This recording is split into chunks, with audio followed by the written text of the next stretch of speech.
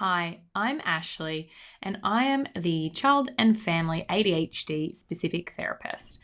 I wanted to connect in today and talk to you briefly about a concept that I like to use to support parents in developing a deeper understanding of their child's behavior, but also support your understanding of your parenting brain and what happens in that parenting brain when we are trying to respond and parent to those really tricky ADHD-based behaviors.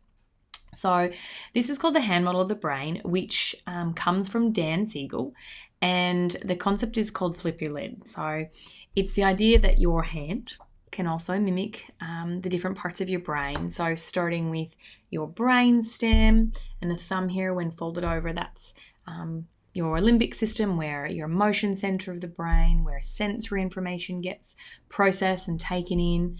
And the four fingers curled over, that is your cortex. So that is your higher thinking or your upstairs brain, or the rest of these are kind of your downstairs brain. Now, when your upstairs brain is online, this part, the cortex, is in charge of reasoning, problem solving, language, decision making, and of course, learning.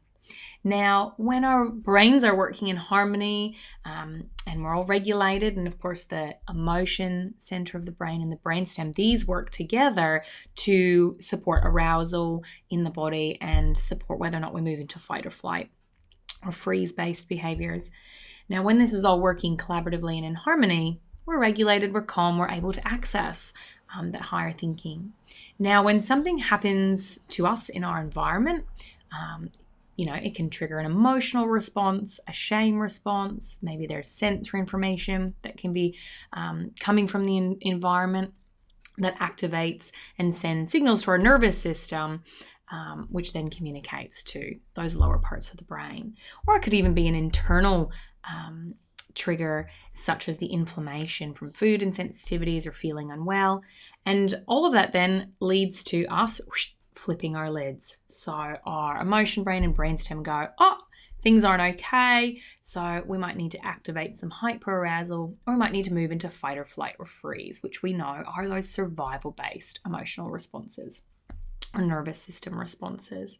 So when our lid is flipped, as we know for our children, they no longer have access to that higher thinking brain.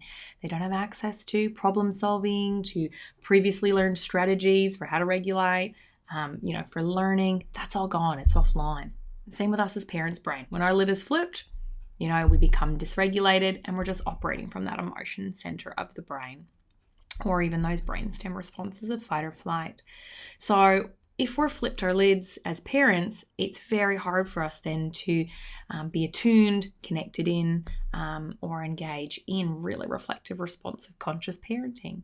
And for our children, when their lid is flipped, it's also really hard for them to engage in social connection and in interaction and social engagement, because their lid's flipped, so their body thinks that they're not very safe. So that's the kind of flip your lid. So if you think about it, you got your lid is flipped for your child, and if your parent lid is flipped, it can lead to some pretty dysregulation, regulating experiences in parent to child.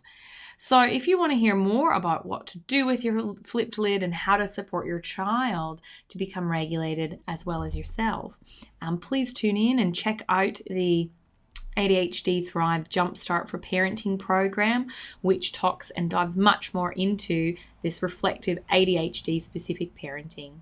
Thanks, everyone.